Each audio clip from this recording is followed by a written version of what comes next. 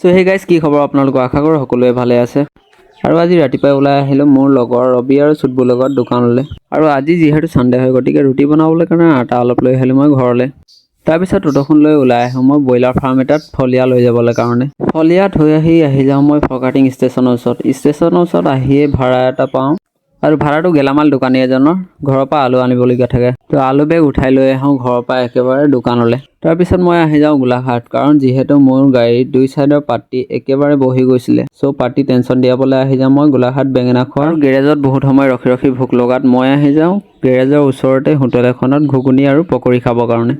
তাৰপিছত আকৌ আহি যাওঁ মই গেৰেজলৈ। আৰু এইফালে চাইছেনে, মোৰ গাড়ীত খুব লোড বস্তু কঢ়িয়াই পাতিৰ একেবাৰে অৱস্থাই নাই। আৰু যিহেতু খুব লোড বস্তু কঢ়িয়াই হয়, সেইবাবে মোৰ পাতিৰ 2 পিচ একেবাৰে ভাঙি গৈছিলে। আৰু এই দাদাজনে ৱেল্ডিং কৰি সেইখনো ধুনীয়াকৈ বনাই দিলে।